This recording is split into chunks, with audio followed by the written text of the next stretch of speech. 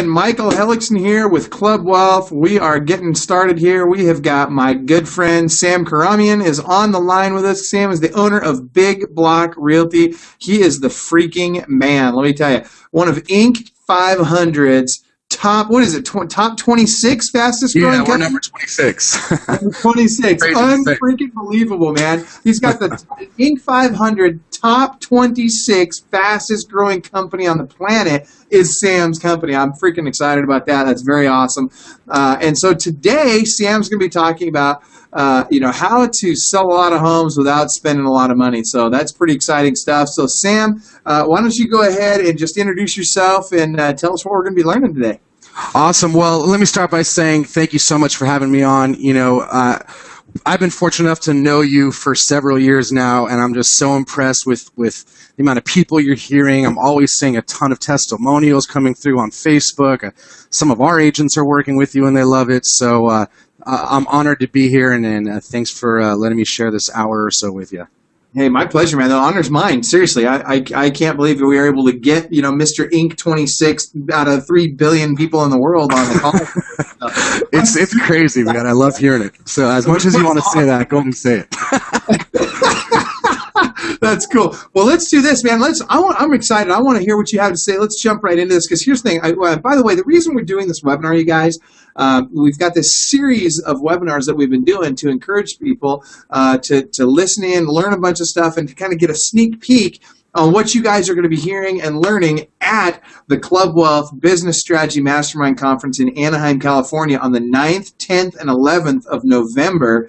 And I got to tell you, I'm super excited because Mr. Sam Khorramian is going to be our MC for that event. Super excited to have you out to that, Sam. So yeah, go ahead, man. Hit us with the good stuff. Let's hear what you got. Awesome. So what I want to talk about today is I know a lot of us already have ways we can generate business. And if you don't, hanging out with Hellickson and coming to the events, you're going to learn how to do a lot of that. So I'm going to touch some of it today. What I want to focus on is how to get more out of what you're already doing. Working with over 500 agents, I've seen over time the things that work and the things that don't work.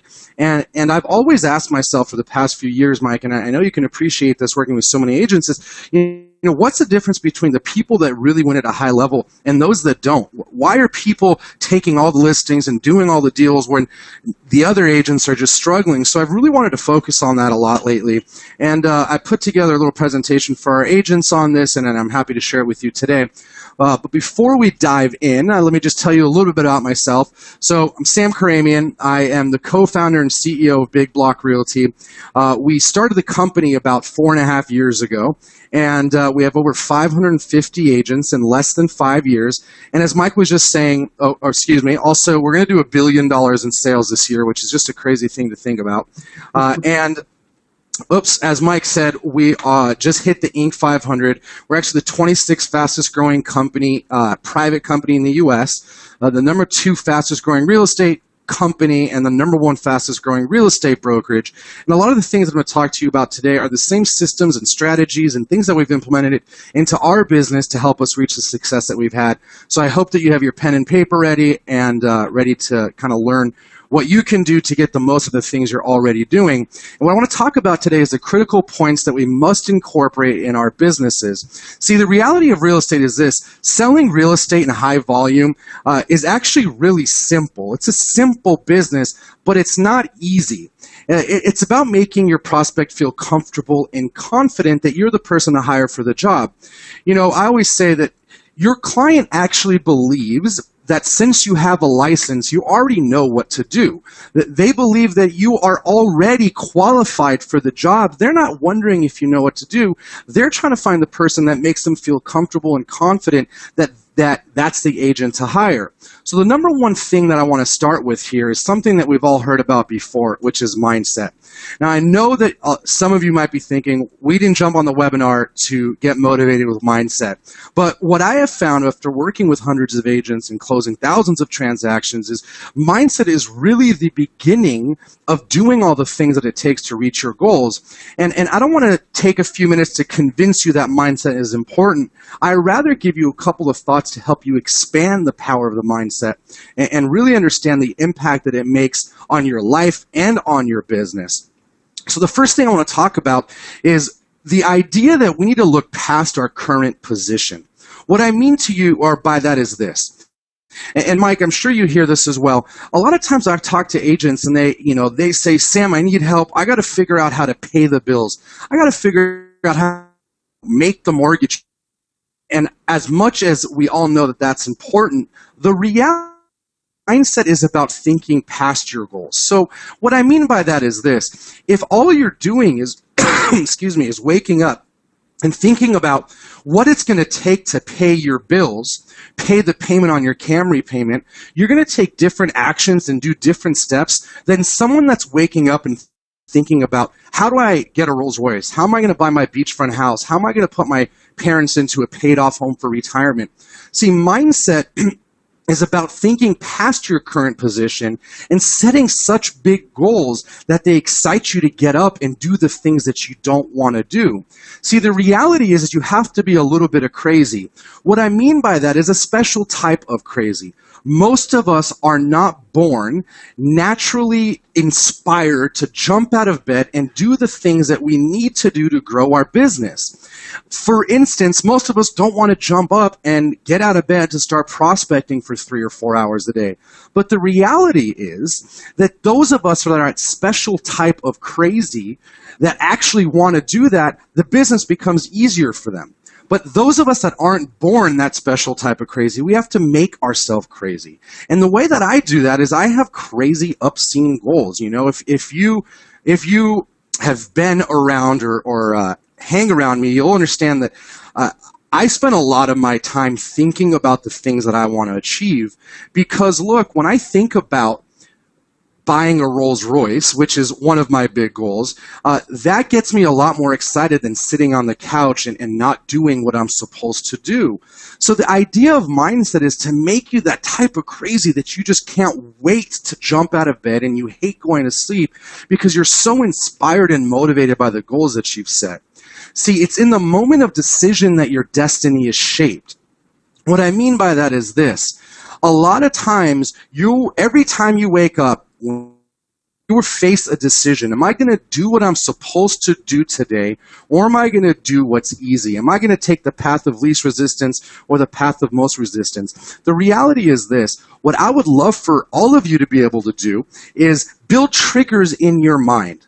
So when I talk to agents and I say, hey, look, what you really need to do is X, Y, Z. And I know when you go home and I know when you step into the reality of work and life, it's going to be hard to do those things on a consistent basis. But when you can build the triggers and ask yourself questions like this, what's more important to me? Reaching my goals, taking my family to Hawaii for 2 weeks, buying the Rolls Royce, retiring my parents, putting this much money in the bank, whatever is important to you, is that more important to me than not doing what I'm supposed to do today? See, when you can consistently make better decisions day in and day out, what happens is you start to get addicted to doing what is important instead of doing what's easy. And most agents spend their time avoiding what's important to grow their business because they don't have the mindset around the importance of it. See, what happens is when you really start to put your mind in the place where you're thinking way big, way past your current position, you're able to make more of the right decisions to help you shape your destiny, shape your business, and reach your goals. And the thing that I'm always telling our agents and telling our team here at Big Block is you have to do what's right instead of what's easy. See, the agents that have all the listings, they do what's right, not what's easy. The clients pick the agents that make them feel comfortable and confident. And the way you do that is doing what's right instead of what's easy. See, and the reality is that for you to get really excited about all this stuff is you have to live your goals. And I know that a lot of people have said to you, you have to visualize, you really have to start living the person that you want to be. And I can tell you that for myself, that's something I spent a lot of time doing. And what I'd like to do is just tell you a quick story about how this came to life for me when I actually started visualizing the things that I wanted to make happen.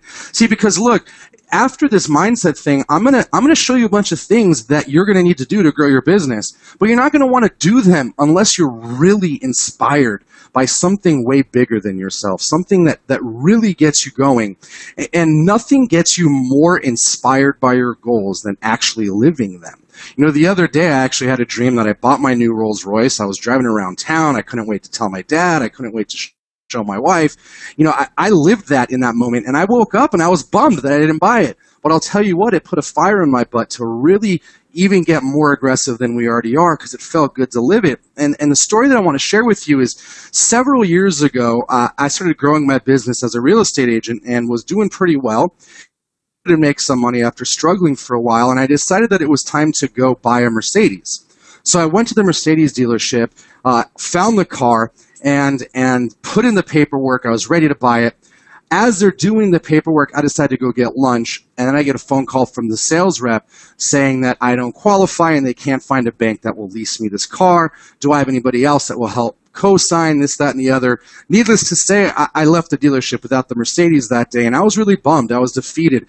You know, I kept thinking to myself, why is this happening to me? I'm working really hard. I'm putting things, you know, in place. I'm doing what I'm supposed to do. I'm doing what's right instead of what's easy, but I'm not able to take advantage of the success that I've had.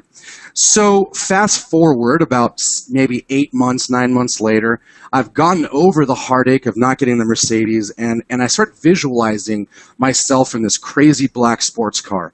And I imagined myself getting in and out of it. And at the time, I really didn't know what the car was. It just was black, and it was sexy, and it was fast, and it just was awesome. And I would imagine myself in the steering, like holding on the steering wheel, looking through the dashboard, looking, through the windshield, and I would visualize that all the time. I would really imagine myself parking it, putting it in the garage, all these different things. I lived my goals.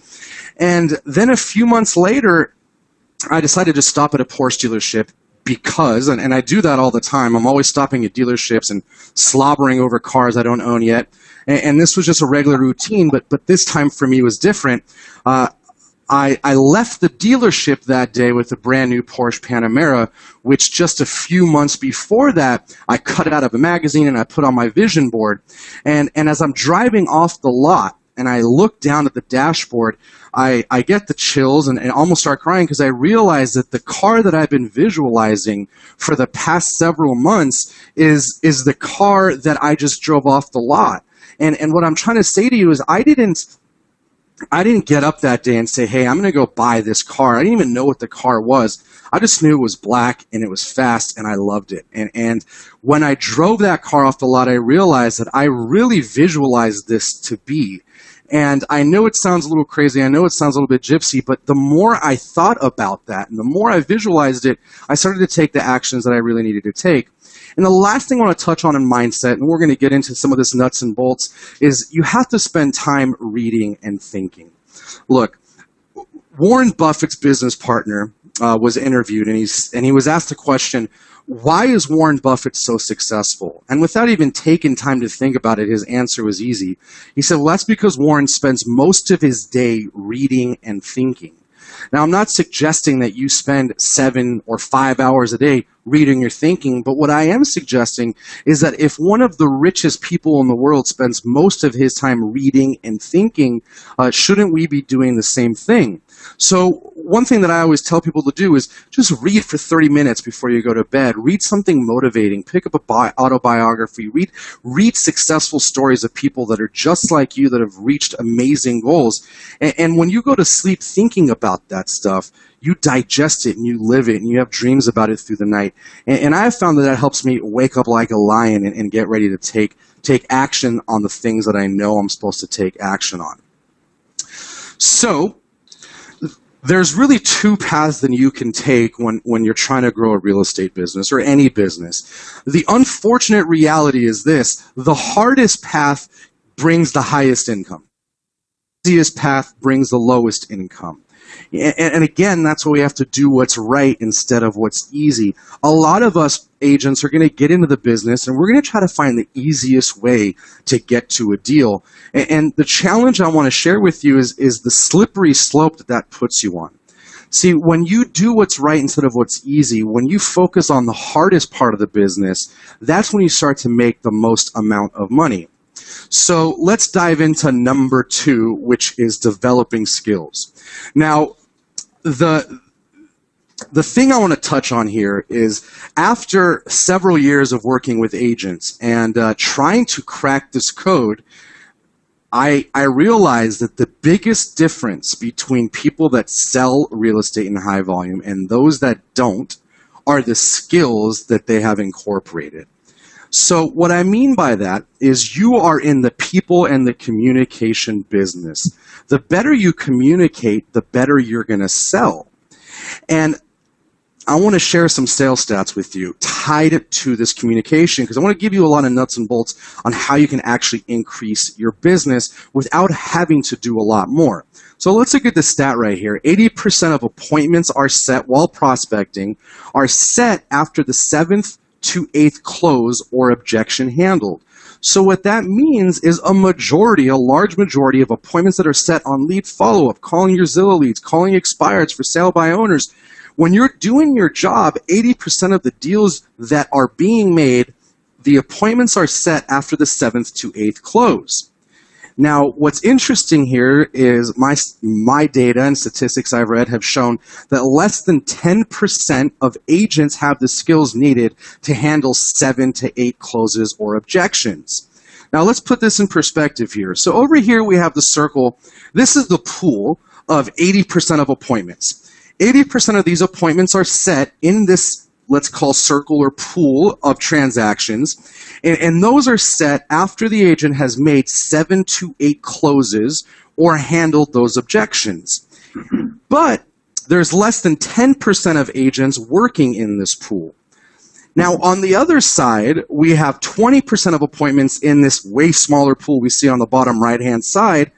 And over here is where 90% of agents are working. So when you think about it, where 80% of the transactions are in this big circle we have on the left side of the page, there's only 10% of people or agents working there. Where the rest of the agents that don't have the skill set or the ability to go past the 7th close or objection, there's 90% of agents playing in that pool. So it becomes really no wonder, no surprise why 10% or I think even less of agents are doing 90% of the business. It's because, look, there's only 10% of people hanging out there. So let's break these numbers down even further. I had an agent come into the office the other day that works with us, and his listing goes expired. And he says to me, Sam, look, my listing went expired and my seller got 40 calls when the listing expired. And the first thing I said to him was, well, let's do some numbers and understand what that means, because what he's telling me here is, Sam, I shouldn't call expireds because how can I compete with 40 people? So let's break down the numbers. If we have 40 calls that come to an expired listing, we know that 90% of those agents calling don't have the skill set to close at least 7 times. They're going to get a couple of objections and they're going to hang up, which means that 10% will close 7+ times. Now, in San Diego, and I'm sure your county is obviously different, in San Diego we have 22,000 agents. That day, or those couple of days, only 40 agents showed up. Now, of those 40 agents that picked up the phone and called the expired, we know that only 4 of them, or 10%, closed 7 or more times. Because remember, a vast majority of these people that are calling these expireds, they're just trying this prospecting thing out. They're trying this calling thing out. They just got out an event, they're feeling good, they're feeling motivated, they decide to pick up the phone and they get kicked in the face. And they don't have the skill set or the ability to continue the conversation past a couple of objections, which means that only 4 agents out of 22,000 are actually competing for an expired listing, which really means you don't have to be better than 40 agents or 22,000 agents. You only need to be better than 3. See, the difference between first place and last place is just 10%. And what I want to challenge everyone on the call today is if you want to get more out of the money you're spending and the energy you're already putting into the business, then the easiest place to start is by increasing your conversions. And the easiest way to do that is by practicing. Now, we already know that the one that practices the most is the one that wins the most. And I also know that most agents don't spend any time practicing how to get better. And what we see here is when you know what to say, you can do what you're supposed to do. Let me say it to you this way. A lot of us today are good at something that we were not once good at. For me, it was sports. Like when I first started playing basketball, I was really bad. And to be honest, today I'm really not all that great. But I enjoy playing basketball today a lot more than I did 10 years ago when I was stepping on the court and just getting not having much success. So when you know what to say and do, you can go out and do what you're supposed to. All of a sudden, you become way more powerful in your business when you know that you can pick up the phone and you can take it to an appointment. See, when you know what to say, it becomes a game. And when it becomes a game, you become unstoppable. And that's what gives you the unfair advantage. I want you to think for a moment, if you knew that every 35 or 50 or 100 contacts you made, that was going to get you an appointment or a contract, all of a sudden, everything in your life, all your goals, all your dreams, become a multiple of that number. What I mean by that is if you want to buy yourself a new house and you need this much down, well, look, as soon as you know your numbers and you know X amount of contacts equals this much commission checks, then you know you can just do the math and see how many contacts you need to make so that you can reach your goals. And the reality is, when you crack that code, this sales business is not it's not a challenge anymore. It becomes a game.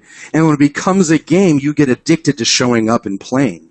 You get addicted to showing up to the office and picking up the phone because you're no longer in a position of fear. You're empowered and know that you can take the conversation to the finish line and set more appointments. See, we have to practice like Kobe. And what I mean by that is this. You know, I was talking to Mike Ferry the other day, and he was telling me a story about Kobe Bryant.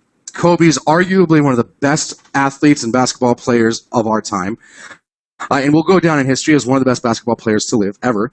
And Kobe's on vacation in Italy, and he reaches out to one of the best coaches out in Italy and says, hey, I'm going to be on vacation here in Italy. I'd like to practice while I'm here. Are you willing to coach and practice with me? Of course, the coach says yes, and they meet at the gym at 4 o'clock in the morning to start practicing. And they practice for several hours, and the coach has to leave to go, manage the rest of his clients and work his schedule. And the coach leaves, a few hours later.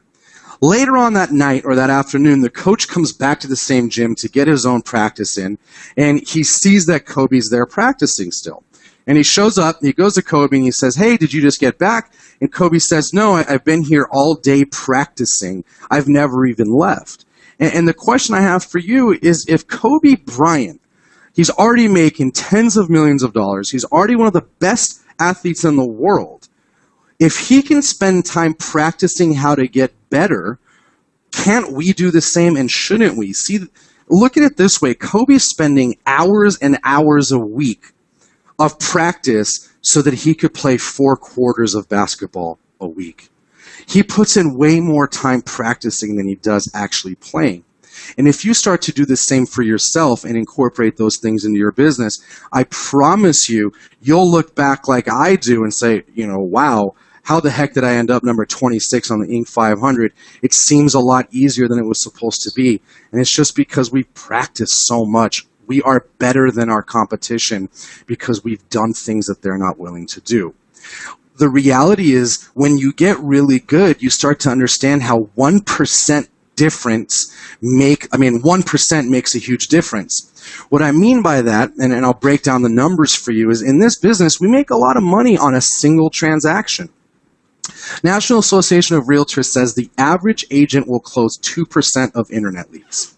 So, let's do the math, and let's assume here that your commission is $8,000. At our office, our average commission's, just shy of $10,000.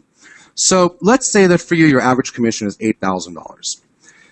If you're generating 100 leads a month at 2% conversion, which means you're giving yourself 2 deals, 2 contracts, 2 closings at $8,000, that means that you're making $16,000. That's what the average agent is doing. The average agent is taking 100 leads, closing 2, and making their $16,000. Now, if I just get 1% better, I have 100 leads, so I spent the same amount of money or the same amount of effort. I have my same 100 leads, but I have the skill set to convert 3% of them.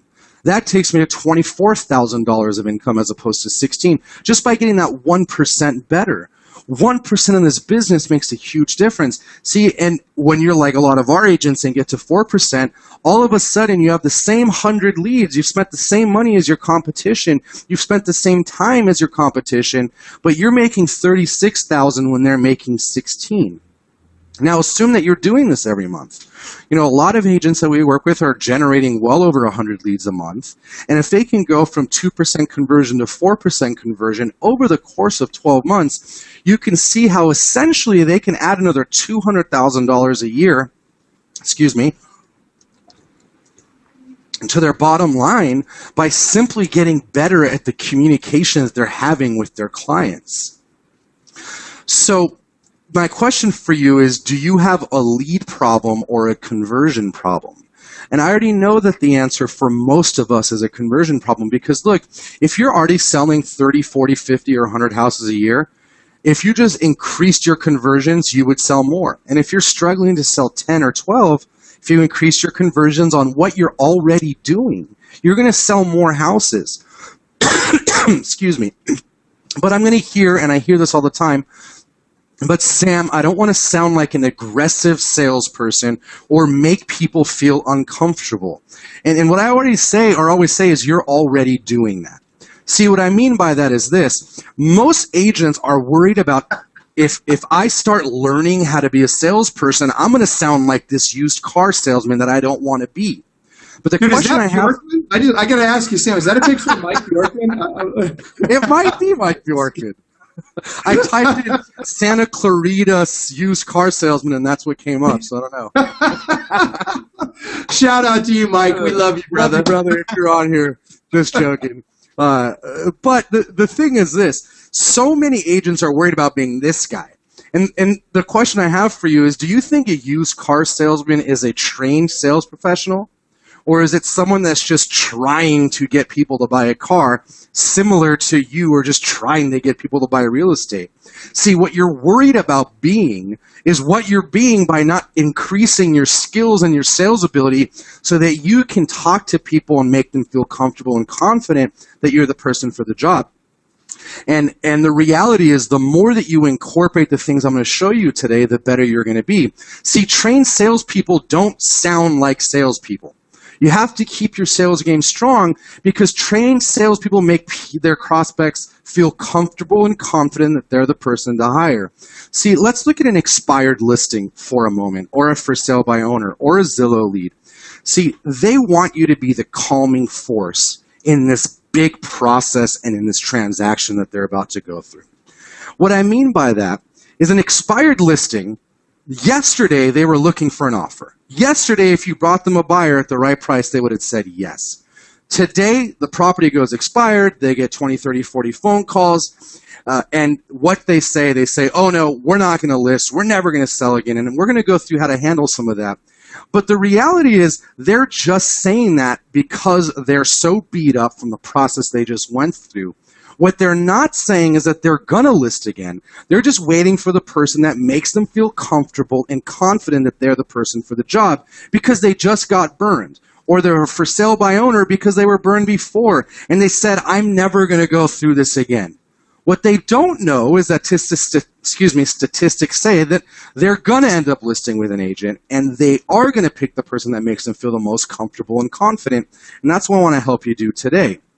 See, the best salespeople ask lots of questions. Let me give you an example totally outside of real estate. Mike, could you take a guess as to who is the best salespeople in the world? Our wives. Oh, my gosh. Our wives. This is true, but they don't ask a lot of questions. They just point to the couch. What I was going for is kids. Like, if you've ever been around a kid, they ask so many questions. Can I have a candy? No. Why?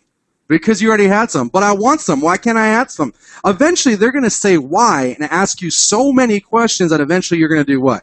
You're going to give them the damn candy. The reality is that when you get really good at asking questions, what happens is a bunch of little commitments equal a big commitment. What I mean by that is this. When we're going through a sales process, and we're going to give you some examples, every time I can get my to say yes, So if I say, are you following me? Are you getting this? Does this make sense? May I explain more? Can I show you how you might be leaving money on the table? When I ask these questions that give me yeses, I'm getting a bunch of yeses throughout the conversation. And a bunch of little yeses make it a lot easier to get that big yes when you're asking for the appointment or for the contract to get signed. I want to jump in on that real quick. I got to tell you guys, we call this inducing a yes state, and you'll hear like when I'm on stage or I'm in an appointment or when I'm in front of a client, Sam does the same thing, Mike Cuevas does the same thing, Mike Bjorkman does the same thing. We're inducing a yes state, so we want to get you to say yes 7 to 10 times during that conversation, because we know if we can get you to say yes 7 to 10 times, it doesn't matter what it is. Like Ben Affleck would say something like, in Boiler Room, he likes to say. If you were drowning and I threw you a life jacket, would you reach out for it? Say yes.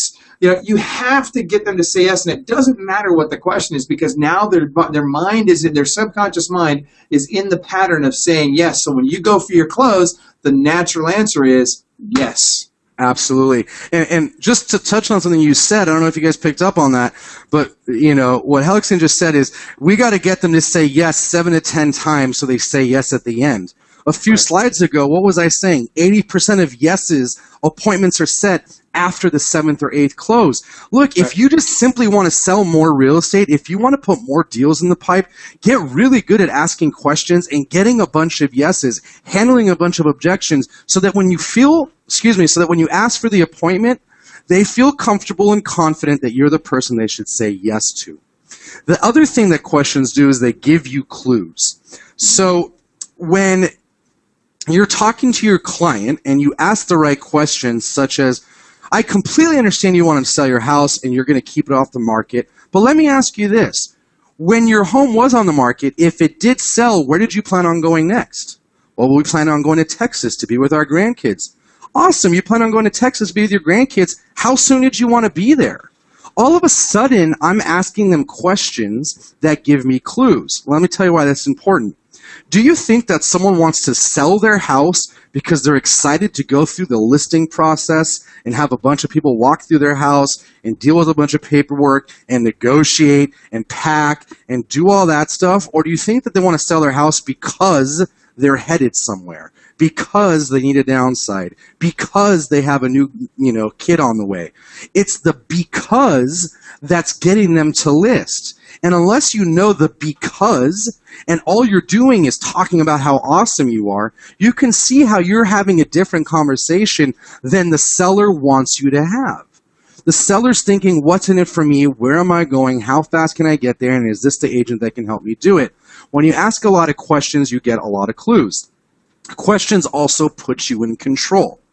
What I mean by that is questions make the client think that they are in control, but when you ask the right questions, you're actually the one that's guiding the conversation. I call that permission-based selling. What I mean by that is if your client says or gives you an objection and you ask for permission to help them understand another perspective, such as, Mr. Hellickson, I completely understand that you want to wait till X to do Y.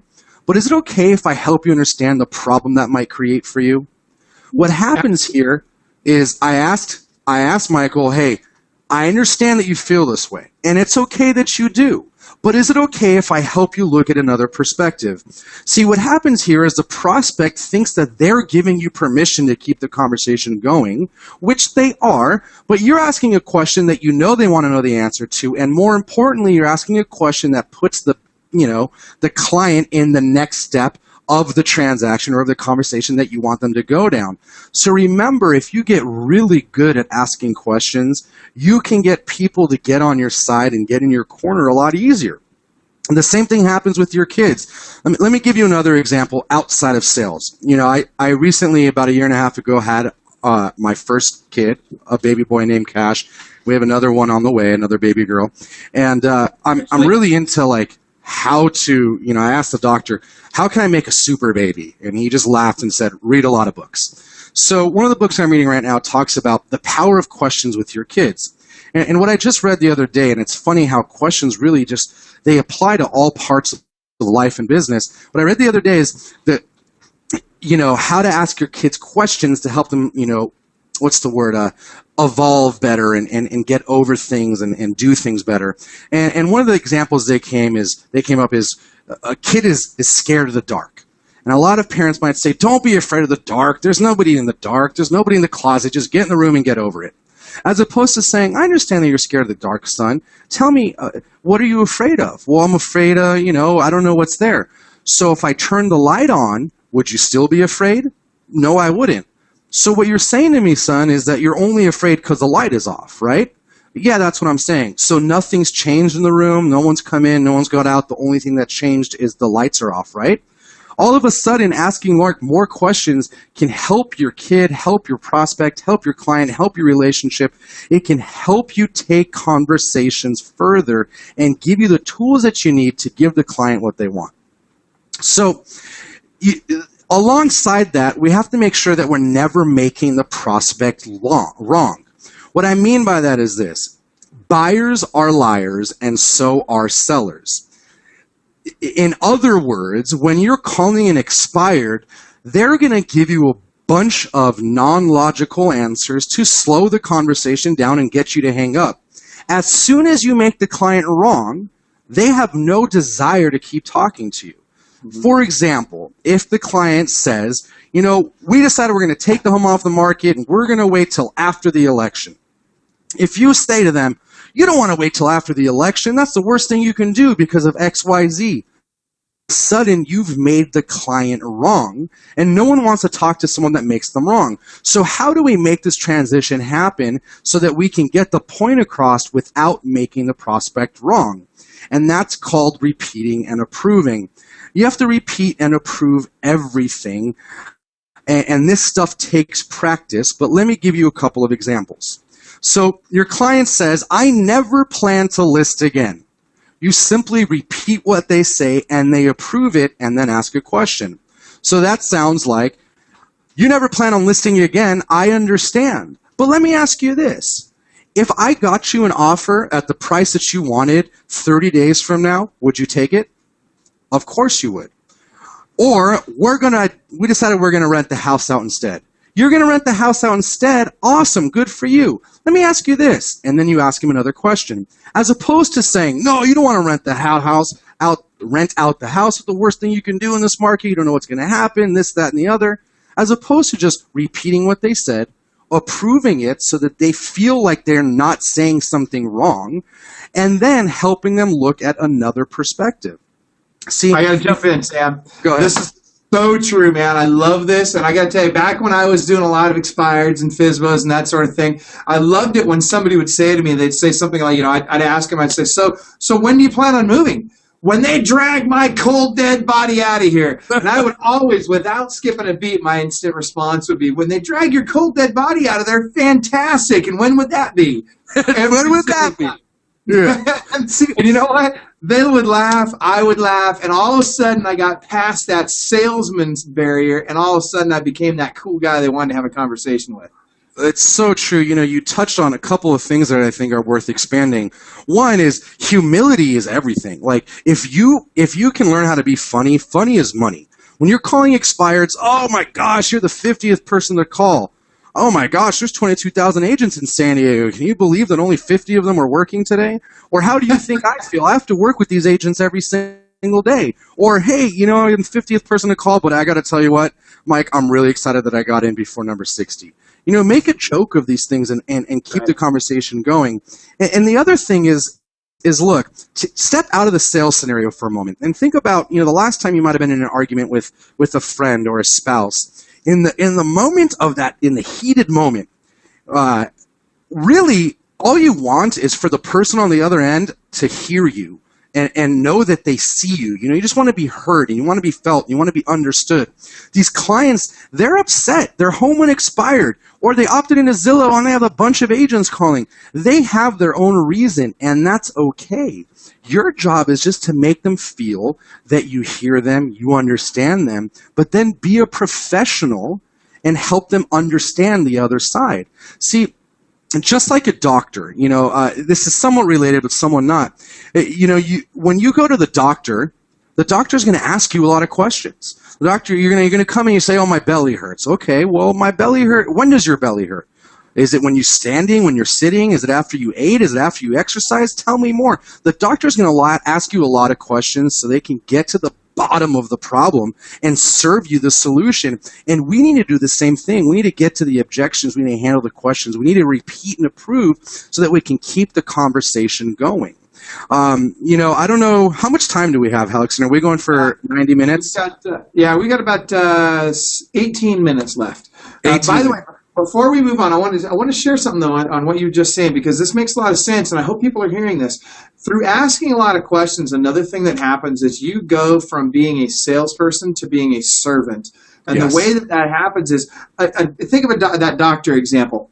A professional doctor you don't walk into his office and all of a sudden he says, oh, well, you've got, Crohn's disease. He has no idea what you got going on. He's got to go through a process to triage what the heck is going on in your body. And when you just jump right in and act like you've got everybody's solution right away and you're just going to cram it down their throat, it's like telling is not selling, right? That's not going to do it. You've got to ask the questions, and they see that through the questions you're asking, you're triaging what's going on for them, and you're thoughtfully thinking about, how can I serve this person? How can I help this person accomplish what they want to accomplish? They want to move to Texas to be with kids? Cool. How can I help you accomplish that? And that's very different than, I'm going to come over and list your house. Totally. That's so true. And further on that point, you have to ask the questions. You have to ask uncomfortable questions, because your job is not to make them feel good.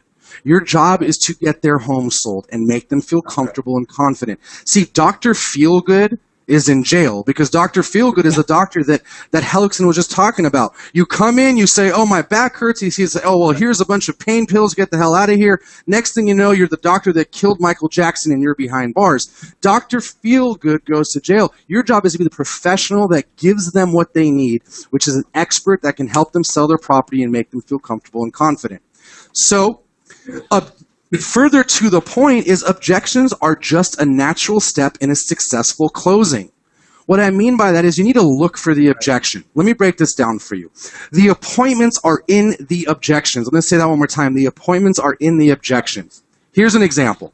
Most agents, so the 90% of agents that are calling on the leads and the expireds, they're trying to go from phone call straight to appointment. Their goal is how fast, in how few of words, in how least amount of effort can I go from phone call to appointment. And that couldn't be more backwards. What I think that we need to be doing, and I want you to do, is go from phone call and look for the objection. Go from objection to objection, from objection to objection, from objection to objection. You need to be hunting those objections so that you can answer the unanswered questions in their mind. See, objections are nothing more than unanswered questions, and if they're giving you objections, that means that they're moving down the sales process. So imagine for a moment that when you know all of your objections, you know what the client's going to say, you know how to repeat and approve, you know how to give them what they want, make them feel comfortable and confident, all of a sudden, your job becomes so much easier when you pick up the phone and you're excited to look for objections, as opposed to doing what most other agents are doing, which is avoid them. Objections are a natural step in a successful closing, and they never change. Mike, I know you know this. I know this. Objections don't change. Sellers say the same things. Buyers say the same things, and that's never going to change. So simply learn what they're going to say. Learn how to handle it. Give them repeating and approving throughout the process, and you're going to get conversations to go a lot further than you ever imagined. Right. And the reality is, if they stay on the phone, a yes is still available. I see so many agents hanging up when yes is still an option. So I look at it very simply. As long as you're well-trained and you repeat and approve, you ask questions, you're never going to sound abrasive or aggressive, which means that you can follow the simple rule. Only one of two things is going to happen on a phone call when you're prospecting. You're either going to get the appointment or you're going to get hung up on. If you can make that black and white in your mind, that every call, my job is to get the appointment or get hung up on. Now, I don't mean get hung up on because you're being a jerk. I mean get hung up on because the seller is actually not motivated, and you're going to keep asking questions so that they hang up on you. The reality is this: as soon as you can keep conversations going further, you're going to sell more houses. 90% of for sale by owners will end up listing and selling with an agent. When you know this data and you're on the phone with them, you can remind yourself, they just don't know they're going to hire an agent yet. They actually believe that they're going to do this on their own, and that's okay. I just have to make them feel comfortable and confident that I'm the person for the job, which is why I suggest role-playing every day. And we're already kind of running low on time, so I'm not going to go here, but maybe, at the event or something, we can do some role-playing or something. But when you role-play, you really develop the skills to get better at this conversation. So if you're not putting time in every day for role-playing, you're missing the boat. Hellickson's built a great group of you guys on the Facebook group and at these events. Find people there. Find people in the group and connect with them. Ask them if you can role play. And you'll find that if you just simply role play every day before you get on the phone, picking up the phone to prospect becomes a lot easier. When you've set a couple of appointments role playing, you're already in the motion. You're feeling good. And the places that you get stuck on phone calls, write those objections down and then use them on your role play partners so you can see how they handle them and build your arsenal of objection handlers. You also want to consider building a prospecting cockpit. See, I want to make this as easy as possible whenever I'm doing anything. So you can see here, if this is my desk, right in the middle, I'm going to have my script. On the left, I'm going to have my objection handlers. On the right, I'm going to have my closes. And on top, I'm going to have my approval words. So my job is really simple. I'm going to focus on one of these four pieces of. I go through my script. The seller gives me an objection. I go to the objection handler page. I handle that objection. It's already written out. I go to closes. I use a powerful close. I try to get the close. If not, I jump back on the script. Whenever I'm repeating and approving, I have my list of approval words right there. What I mean by that is unless you put and have a bank of approval words when you're repeating and approving, you're going to find yourself a lot of times just saying the same thing. Great, great, great, fantastic. As opposed to having 20 different approval words written out. Awesome, fantastic, good for you, I understand, that makes a lot of sense. As you start to develop a big list of approval words, you can continue the conversation a lot easier and keep the repeating and approving all up in the mix. So, number 3 is leverage. I'm going to try to fire through this because I know we only got 11 minutes left. Leverage is one of those things that if you learn how to leverage more in your business and leverage more systems, you're just going to get more done. See, millionaires become millionaires because they figured out how to make the most amount of money doing what they are already doing, such as getting more conversions off the calls they're already doing. Leverage helps you take 1 + 1 and maybe equal 3. So what I wanted to talk about is how to get the most out of your database. The other day I was talking to Mike, and I coach directly with Mike Ferry and a few other people. I work a lot with Hellickson.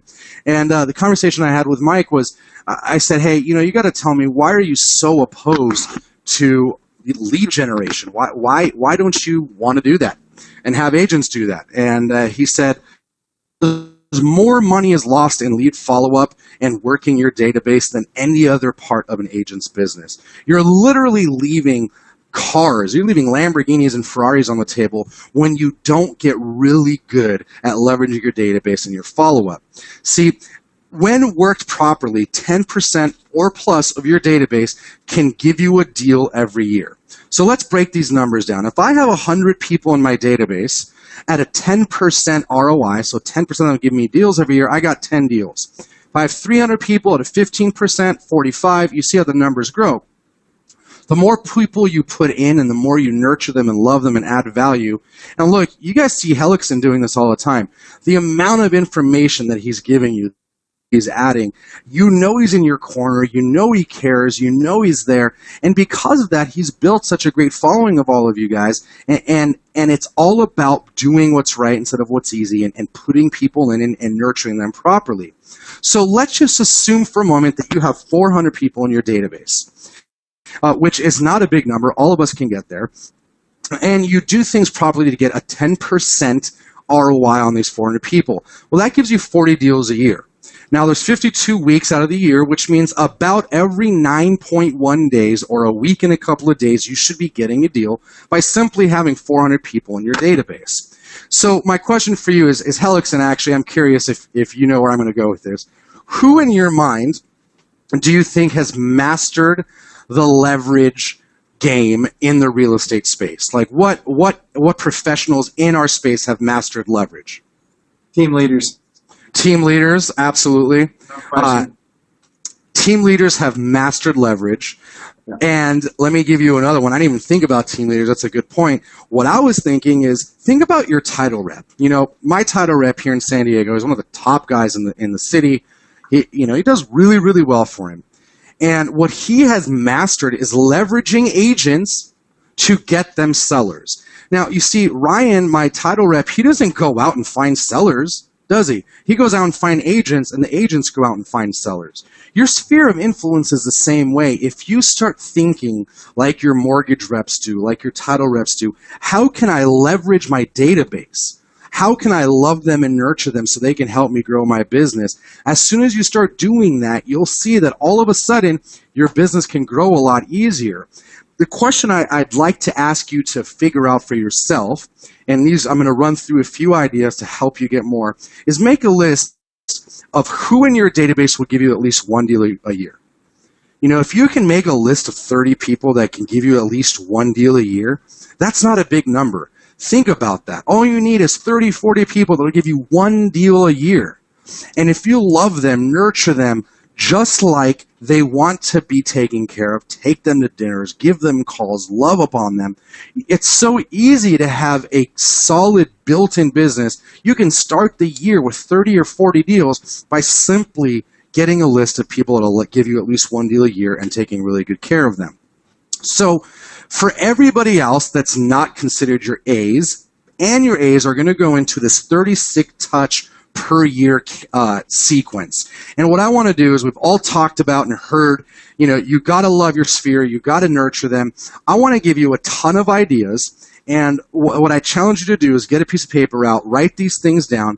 And what I'd like to see everyone do is plan out your 36 touches. So take a piece of paper, write 1 through 36 on it, and fill in 1 through 36 with all of the ideas I'm going to show you here in a moment. So after we go through that, you've got 36 ideas. A lot of them will be repurposed, as you'll see. And now you'll have a list of 36 things, touches throughout the year. And you're going to take those 36 touches and you're going to just lay it over a calendar year, which means about every 10 days, your sphere of influence, your database, your clients, they're all going to get touched from you in some fashion every 10 days or so. And the goal is to automate as much of this as possible. So remember that your clients, your referrals, your sphere of influence, they give referrals to the person that shows up the most or the person that shows up last. We've all seen that happen where it should have been our deal, but they gave the listing or the referral to someone else because they simply just showed up last. So I challenge you to be both. See, when you're the person that shows up the most, you're oftentimes the person that shows up last. So here's how we're going to develop a system to help you get 10+%. The first thing we're going to do is we're going to schedule 4+ live calls per year. 4 is the absolute minimum, and here's a couple of thoughts to help you stay on track there. There's 26 letters in the alphabet, and there's 52 weeks in the year. So if you simply say, week 1, I'm going through my A's, week 2, I'm going through my B's, you can go through the alphabet twice per year by simply following the alphabet and going through it. So if I play the alphabet game, I've called my people twice. Then, if I've built my database properly, I'll have their birthdays, maybe their anniversaries, and I'll pick some anniversary that I can call them on. So now every couple of days or every day I have a couple of calls to make to my birthday people. And then I'll pick some sort of neutral holiday, maybe like New Year's or Thanksgiving, and I'll call my entire database around that holiday, which is going to give me 4 live calls to my list per year. Now we're down to 32+. So a program that we use a lot here, it's amazing how well this works for us. I'm sure you're probably using this too, Hellickson, is slybroadcast.com and Slide Dial app. So Slide Broadcast gives you the ability to upload your list of clients, record a voicemail, and send it all to them at once. And it goes straight into their voicemail box without the phone ringing, without you having to call 300 or 400 people. You can simply record a message and Slide Broadcast it to everybody at any time that you want. So let's say you want to do that on New Year's Eve. Imagine you record a message, you send it out to everybody at New Year's Eve at 12:04. saying, hey, just wanted to call and say Happy New Year's, love you, appreciate you, hoping I can talk to you more throughout the year, and if anything I can do to help, please let me know. Imagine what your client and your sphere thinks that you remember to call them at 12:04, and using something like slidebroadcast.com helps you do that. Also, Slide Dial app is a great app you can put on your phone and do the same thing one-off. So I can, pull up my app on my phone. I can pull up Michael Hellickson's phone number. I can go through the app and leave a voicemail straight in his voicemail box, which is also, side note, a great tool that you can use when you're giving updates to your clients. Maybe you just want to call and give them a quick update. You don't have all the time to go through the entire conversation. Quickly call, leave them a slide dial. It's so powerful. I hope you guys use that. Also, text messages. It's amazing how many agents I work with that already work in their sphere, have a killer program planned out, and they're not using any text messaging. Look, text messages have like a 99% open rate right now. And the name of the game is just to stay in front of them. Today, I respond to people more via text than I do voicemail, email, everything. It's just the easiest form of communication, and your clients are the same way. So leverage text messages and build that out in your 36 touches so that you can start to send them text messages, and there's programs out there that will automate that entire process for you. Video text messages are powerful. This takes a little bit more time, but imagine just taking a quick selfie video and just saying, hey, Hellickson, it's been a while. I'm looking forward to this, that, or the other, or can you believe it's been... Just send them a quick message, let them know you care, and send it off in a text. It costs nothing. It takes a couple of minutes, but it goes so far. And remember, all we're trying to do is have them remember us when they get a referral so we can get 10% plus of our people to send us business a year. And a video text message is just an awesome way to do that, and people love it. So we use the Time Hop app a lot. If you don't know what it is, it's a free app. You can download it in the App Store. It's called Time Hop. What Time Hop does is it pulls up pictures every day of what you were doing this day, 1 year ago, 2 years ago, 3 years ago, all the way back. And all of a sudden, you pull up the Time Hop app, and you'll find pictures of you and your client in front of the house 3 years ago, the day it closed. You take a snapshot of that on your phone. You send it to them in a text. You send it to them in in an email, or even a voicemail, and call and say, hey, can you believe it's already been 3 years since we closed? See, those pictures from 2, 3, 4, 6, 10 years ago, they have nostalgia to them. They kind of, I don't know what it says, they interrupt pattern a lot more than just every other message that agents are sending. So, just the other day, Mike, I don't know if you remember this, but I think it was 4 years ago, me and Bjorkman were downtown, and we were just like walking around, having dinner and having some fun. And the picture showed up of us three, at some restaurant hanging out 4 years ago. And that's kind of right around when we met. And what I should have done, and I didn't, sorry, I'm a bad friend, I should have taken a picture, and I should have sent it to you. Bro, can you believe it's been 4 years since we met? And that stuff, people love it, and they talk about it, and they share it with their friends. As long as you don't post that stuff on Facebook, that particular picture on Facebook, I'm not sure what we were doing that night. I won't post it, but I've never seen you out of control, so it's all good, my man. Nice. TouchNote app. This is an awesome program. What TouchNote app does is it lets you send postcards to people on the go. So let's just say that I pulled up this picture of Bjorkman, Hellickson, and I. I pulled up the picture. I could literally turn it straight into a postcard right then and there. I can put a little note on it, and I can mail it out to both Mike Bjorkman and Michael Hellickson on the go for just a few bucks. And all of a sudden, I'm putting my name and my business in front of people in a way that they care. See, if I send a picture or a postcard to Bjorkman of me, to Hellickson, of me, him, and Bjorkman out that night having some fun, he's not going to throw that thing away, I hope. He's going to keep it. It's going to end up on his desk. These are the things that people keep, and it's amazing how far it'll go. I know we're almost done. I'm going to try to run through this. The other thing that we've incorporated a little while ago is automated video email sequences. Now, I know you're thinking, oh, yeah, well, of course, a lot of people are doing that. But this is the deal. A lot of people talk about doing it. Out of hundreds of agents we work with, it's amazing how few of them have taken the time to just record 20, 30 videos. Answering the buyer and seller questions.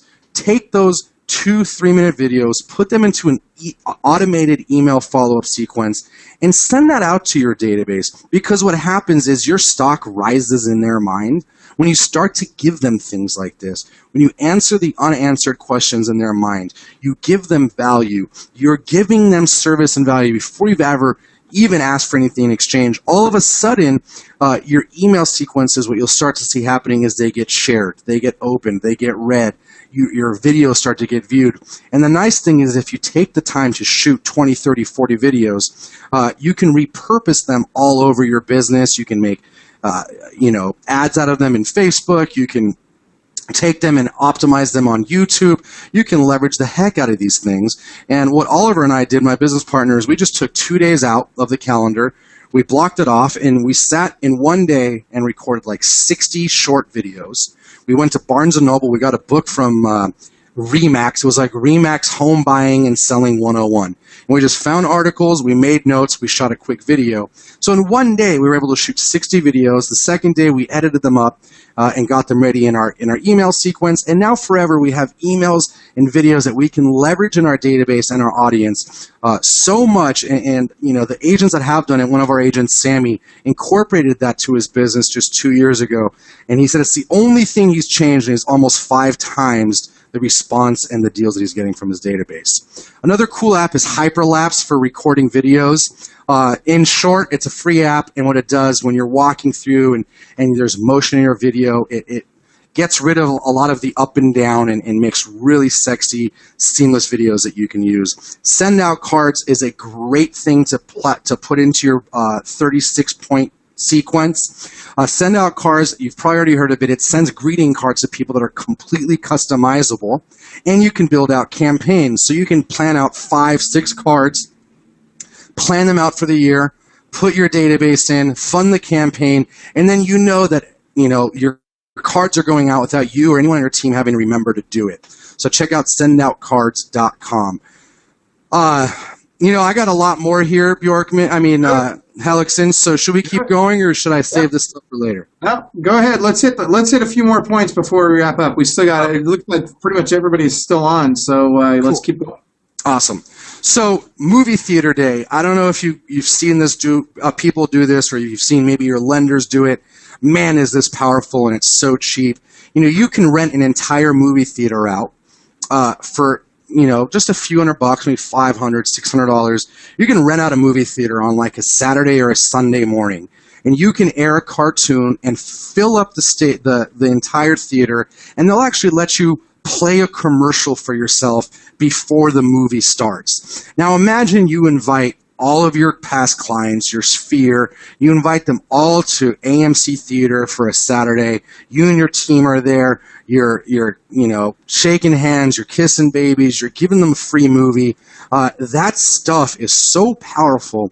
And I'd be willing to bet that a majority, if not all of your clients, have never experienced something like that with any of their agents, any of their friends. It's such a great way to just stick a flag in the sand and make yourself memorable so you can get more out of your database than you're already getting. And just like they say, I forget the exact saying, but a way to a man's heart is through his stomach. Well, a way to a parent's heart is through their kids. You put on take them to go see Ice Age or whatever the big cartoon is, invite them out, invite the kids, and people will talk about it, post it on social media, and they'll start to, be your brand advocates for you. The other thing to consider doing is holiday parties and events. We started putting this into our business about 2 years ago, and the impact that it had on recruiting was just phenomenal, and it would have the same impact on you if you started to do it for your business, clients, your sphere of influence. So we'll start with a holiday party. Everyone knows what a holiday party is, right? Invite your entire database. You'll spend a few $1,000s. Last year, we, at our holiday party, at the time, I think we probably had maybe 350 agents or so. Probably about 250 showed up. We went to an art gallery. We paid them a few $100 to rent out the space. We bought our own booze. We got our, food delivered for free from people that just wanted to get their name out there. They were like sponsors, little restaurants. They all brought like finger foods. We were able to put on an awesome event with just spending a few $1,000s. So if you invited all of your people out and did a big holiday party like that, it's amazing how far it goes. And then also, what we started doing recently, like I said a couple years ago, is every month we're doing an event. We're inviting all of our agents and all of our prospects. We're just doing like a cocktail hour, or the other day we did a barbecue. We're considering doing like hiking. Just bring your tribe together. You can go and get, you invite everybody, maybe 30 people show up. All of a sudden, every month you're with face-to-face with 30 people in your audience, in your database. You buy a couple drink tickets, you spend a couple $100s to just have some time, some fun and some time with 30, 40 people. Not everyone's going to show up. If you do that every month, what's going to happen is people are going to say, holy crap, this agent, Sam, is sending me postcards. He's sending me text messages. He's sending me videos. He's inviting me to events. He's taking me to movie theater. All of a sudden, they feel obligated to start sending you business. And when you have a bunch of people feeling obligated to support you, the amount of power that you have there is almost bigger than anything else we've talked about today. See, you really start to propel when you have 30, 40, 50, 100, 200 people out there that care about you, want to help you, and want to help you succeed because you take care of them. So, number 4 is action. I'm going to make this really quick. The reality is none of this stuff is going to come to life unless you take action. One of my favorite quotes is, luck favors those in motion. You got to work hard to get lucky. Luck is always going to favor those in motion. And when I used to go to seminars, I would hear these gurus say, look, success is about mindset, hard work, and a little bit of luck. And I hated hearing that. I hated hearing you got to be lucky, because several years ago I was broke. I could barely afford Taco Bell. I couldn't even afford the seminar I was in. I put it on credit cards. I didn't feel lucky. But when I realized several years later that every time I put my head down and I just take a lot of action, lucky things start to happen. All of a sudden, we start to get introduced to more people, more clients, more deals. We get in Inc. magazine, we get interviewed by Inman News. All these things start to happen because we've worked hard to get lucky. Luck favors those in motion, so remember that.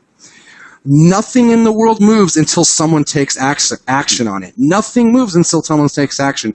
So I challenge you guys to wake up every day and understand that our job is to stay in consistent action. The power of action is much stronger than the power of attraction. Too many people right now are saying, oh, all you have to do is think about it and meditate on it and be strong in your mindset. Look, you could have the strongest mindset in the world. You could visualize a brand new Panamera day in and day out. But if you don't wake up every day and take some serious action, the power of attraction is powerless. Action is always going to trump attraction. And I just challenge you to, remind yourself that you need to be in a constant state of action so that you can reach your goals. So here's some action hacks. You got to have really strong accountability. For myself, I share my goals with my closest family and friends. I share them with my wife. I'll tell you what, she gets excited about them.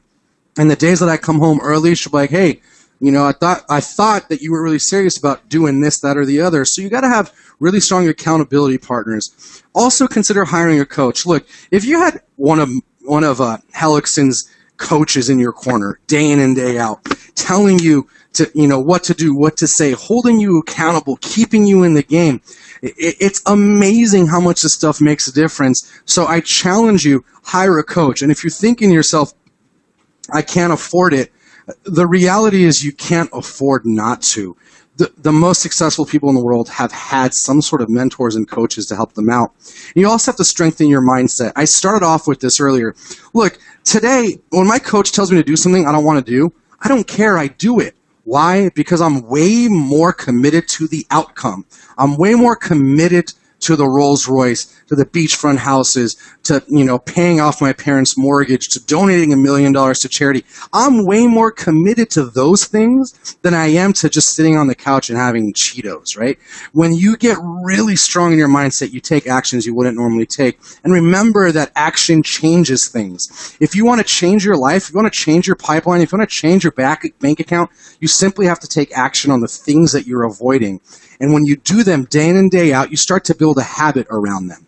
Imagine for a moment that you have a habit around doing the things that make you money, as opposed to 90% of the other agents that have habits around doing what doesn't make them money. They have habits of pretending like they're busy, habits of standing by the water cooler, habits of playing on their website and pretending like they're doing real work. You build the habits around doing what's right instead of what's easy, and all of a sudden this becomes a game, which makes you unstoppable. So I'm going to be at the event like Michael just said. I'd love to see you guys. Come say hi.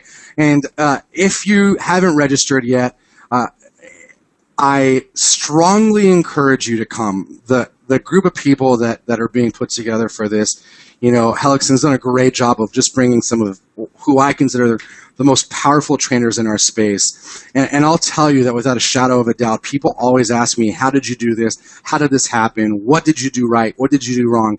And my answer is, I am where I am because of the events I have attended, the coaches that I've hired, and the sacrifices that I've made.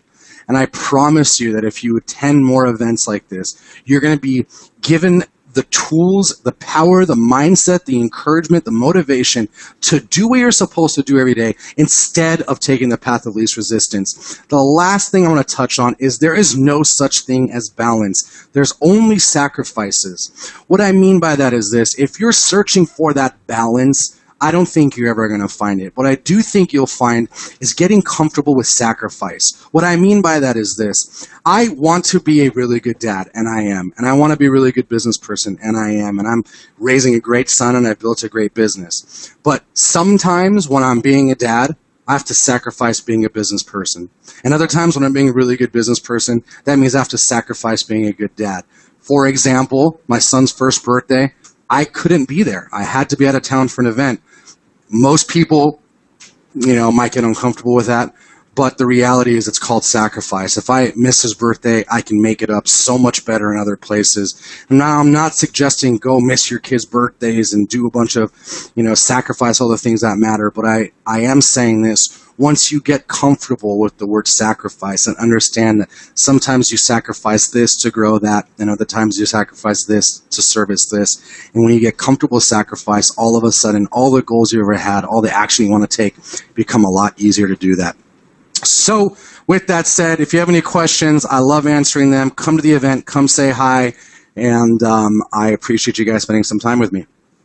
Right on. Man, seriously, thank you so much, Sam. I really appreciate all that. You've dropped a ton of knowledge on us. And I got to tell you, when it comes to sacrifice, I always like to tell people, I think you hit the nail on the head there, because we do talk about balance at Club Wealth, and sometimes I think people think that balance means no sacrifice, and that's not what it means. Right. Can you have all of it? Can you be a great dad? Can you be a great business person all at the same time? Absolutely.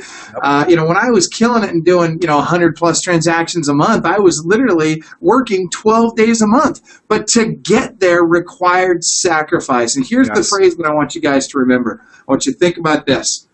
I need to be willing to sacrifice what I want now for what I want most. And if you're willing to sacrifice what you want now for what you want most, you'll get everything you want long term, but you've got to put the time, effort, energy in. So, Sam, well put. I appreciate you taking the time to be with us today. Cannot wait to have you as the MC of our Business Strategy Mastermind Conference in Anaheim, California, November 9th, 10th, and 11th. So make sure, if you guys haven't already, get registered for that, because here's the deal. It is going to sell out. We have got, in fact, I think right now, I don't know the exact number, but I know it's just barely a handful of tickets that are left for that event. And I would be very, very, very surprised.